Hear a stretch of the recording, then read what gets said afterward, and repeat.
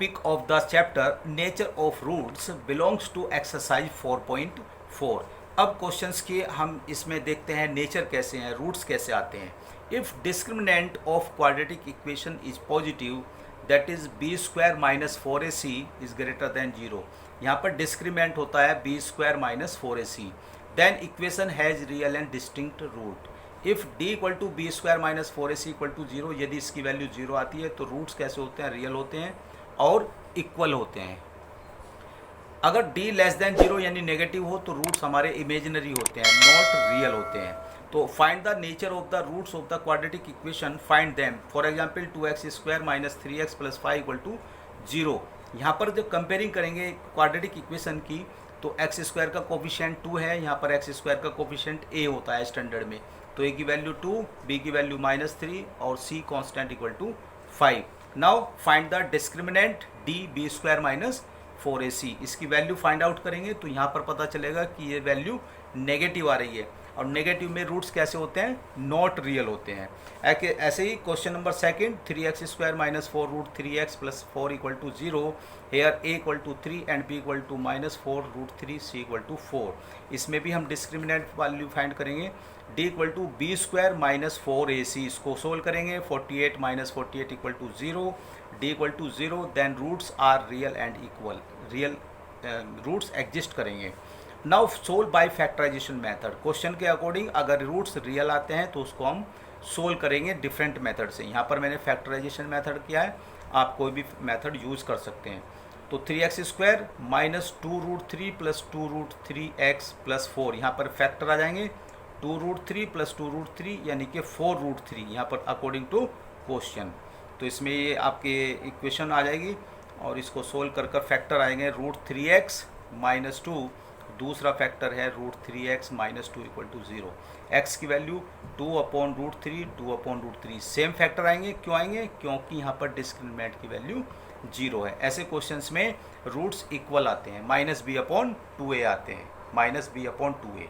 Now question number 2, find the values of k for each of the quadratic equation so that they have 2 equal roots. ऐसे questions में आपको condition दी हुई होगी कि roots आपके real हैं या नहीं हैं या इक्वल हैं, उसके बाद कोई अननोन वैल्यूज़ आपको फाइंड करनी है। इस तरह के क्वेश्चंस एग्ज़ाम में काफ़ी बार आते हैं।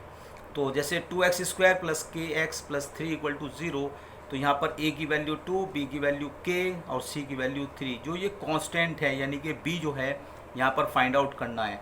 और यहाँ पर रूट्स कैसे हैं, रियल और इक्वल हैं। सो d इक्वल टू 0, यहाँ पर डिस्क्रिमिनेंट की वैल्यू 0 होगी। तो b square minus 4ac equal to 0, k square minus 4 2 times into 2 into 3 equal to 0। यहाँ पर k की वैल्यू आ जाएगी अंडर रूट प्लस माइनस 24। 24 को लिख सकते हैं आप 4 6 या 4 का अंडर रूट 2, तो 2 रूट 6 आंसर आ जाएगा।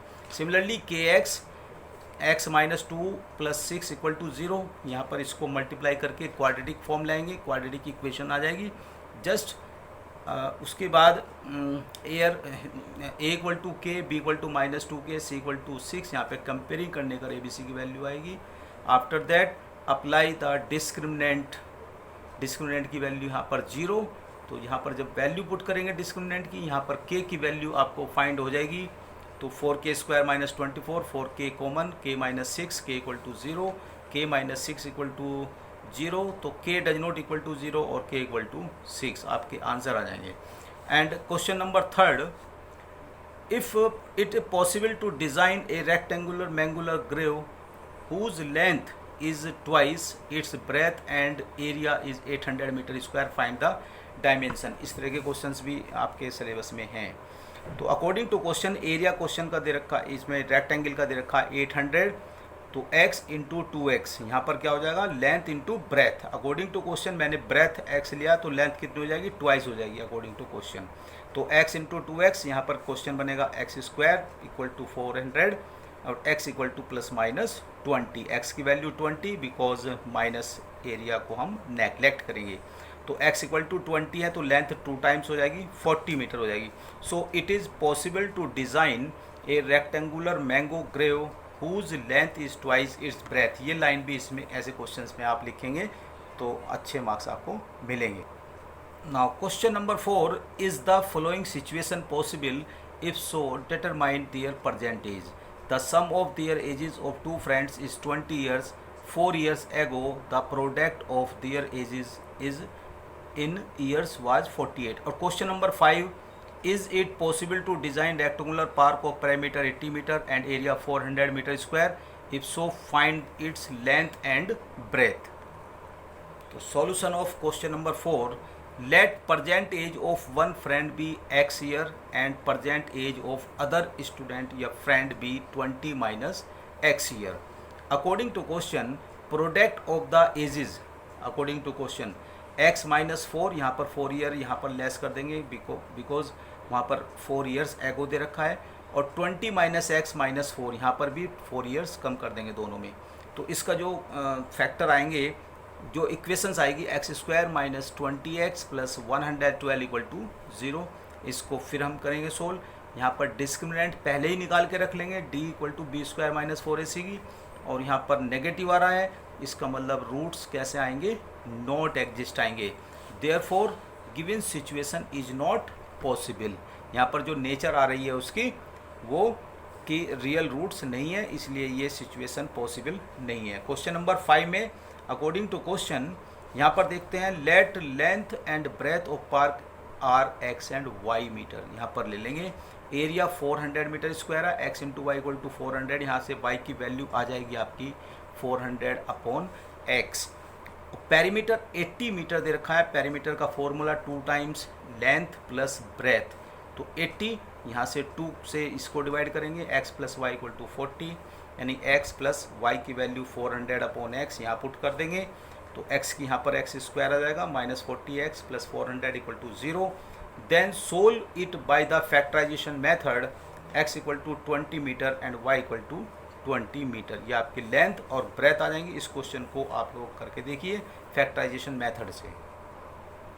स्टूडेंट्स, इस चैप्टर में कुछ स्पेशल क्वेश्चंस मैं करा रहा हूँ दूसरी बुक से, इसमें देखना इस टाइप के और भी क्वेश्चंस आप कर सकते हैं. If the price of a book is reduced by ₹5, a person can buy 5 more books for ₹300. Find the original list price of the book. अगर किसी बुक के प्राइस में 5 रुपीज़ का रिडक्शन कर दें, कम कर दें, तो जो पर्सन वो है वो 5 बुक्स ज़्यादा खरीद पाएगा 300 रुपये में, है ना. 5 बुक का उसको बेनिफिट हो जाएगा. फाइंड द ओरिजिनल लिस्ट, यानी कि उसकी प्राइस क्या थे. तो let original list price of the book ₹X, number of books bought by for ₹300. 300 में कितना आएगा, 300 अपॉन एक्स, उसकी कॉस्ट से उसको डिवाइड कर देंगे. Reduce price of the book, यानी कि x माइनस 5, पहले ₹X थे, जो अब रेट प्राइस हैं, वो जो करंट प्राइस है वो है x माइनस 5. इसके अकॉर्डिंग कितनी बुक्स आएंगी, इसके अकॉर्डिंग 300 अपॉन x माइनस 5. यहाँ पर x से डिवाइड किया था, यहाँ पर x माइनस 5 से डिवाइड किया था. दोनों का डिफरेंस कितना है, दोनों का डिफरेंस आ रहा है 5 मोर बुक, यानी कि 5 का डिफरेंस आ रहा है. तो ये भी बुक है, ये भी बुक, दोनों के डिफरेंस में 5 का डिफरेंस आया है. ओके, तो इसको जब सोल्व करेंगे आपकी एक क्वाड्रेटिक इक्वेशन बनेगी, x square minus 5x minus 300 equal to 0.